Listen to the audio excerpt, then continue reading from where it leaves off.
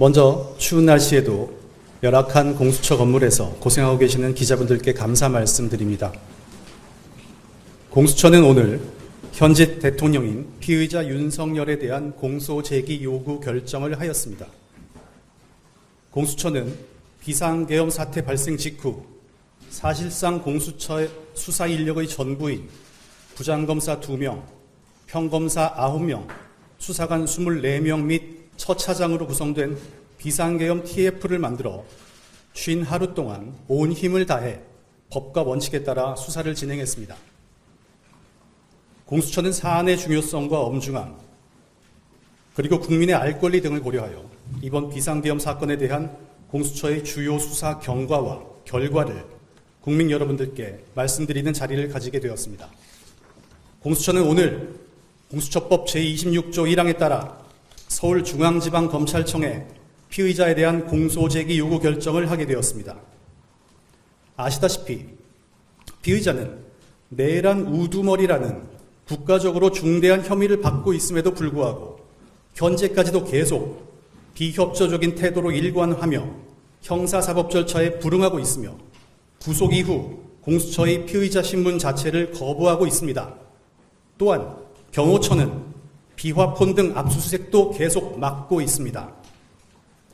이러한 상황에서 공수처가 계속 조사 시도를 하기보다는 기소 여부를 결정해야 하는 검찰이 그동안의 수사 자료를 종합하고 필요한 사항에 대해 추가 수사를 하는 것이 사건의 진상규명을 위해 효율적이라고 판단하여 금일 공소제기 요구 결정을 하기에 이른 것입니다. 공수처는 대통령에 대해서는 수사권만 있고 기소권이 없습니다. 그렇기 때문에 기소권이 있는 검찰에 공소제기 요구를 하면서 기록과 증거물을 송부하는 것입니다. 이어 이 사건 주요 수사 결과를 말씀드리겠습니다. 피의자의 죄명은 내란 우두머리 및 직권남용 권리행사 방해입니다. 피의자의 범죄 사실 요지는 피의자가 전 국방부 장관 및 군 사령관들과 공모하여 2024년 12월 3일 국가 권력을 배제하거나 국헌을 문란하게 할 목적으로 비상계엄을 선포함으로써 폭동을 일으키고 직권을 남용하여 국회 경비대 소속 경찰관들과 계엄군들에게 의무 없는 일을 하게 하고 국회의원들의 계엄 해제 요건 행사를 방해하였다는 것입니다.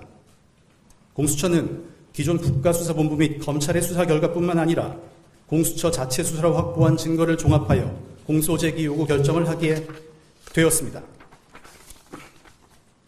공수처는 피의자가 비상계엄에 얼마의 병력 투입을 원했는지에 관한 진술, 비상계엄 해제 직후 국회의원 체포와 또 다른 비상계엄을 언급한 진술 등 여러 군 관계자들의 진술을 확보하였습니다.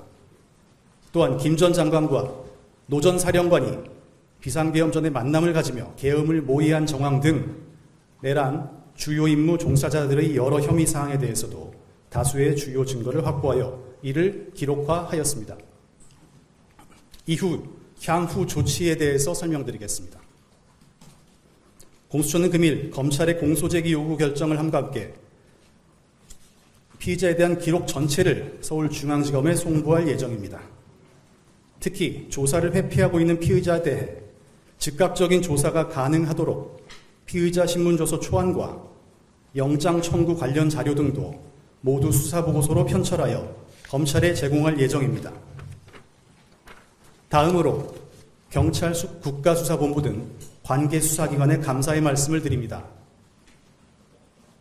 이 사건 수사를 진행함에 있어서 과정 하나하나마다 많은 어려움이 있었습니다. 공조수사본부의 일원으로서 수사 인력을 파견 지원해 주신 국방부 조사본부와 경찰 국가수사본부, 그리고 중요한 증거 자료를 제공해 주신 검찰에도 감사의 말씀을 드립니다. 특히 국가수사본부는 수사 초기 단계부터 적극적으로 도움을 주셨을 뿐만 아니라 체포영장을 집행할 때 대규모 인력과 장비를 지원해 주셔서 법 집행 임무를 완수할 수 있었습니다. 다시 한번 깊은 감사의 말씀을 드립니다. 국민 여러분, 오늘 공수처는 피의자에 대한 공소 제기 요구 결정을 하였지만 아직도 공수처에는 이번 비상계엄과 관련된 다수의 피의자들과 관련자들 사건이 남아 있습니다. 공수처는 앞으로도 계속 대상자의 지위 고하를 막론하고 법과 원칙에 따라 책임 있는 수사 대상자는 모두 의법 조치될 수 있도록 관계기관과 긴밀히 협조하여 엄정하게 비상계엄 수사를 계속해 나가겠습니다. 감사합니다.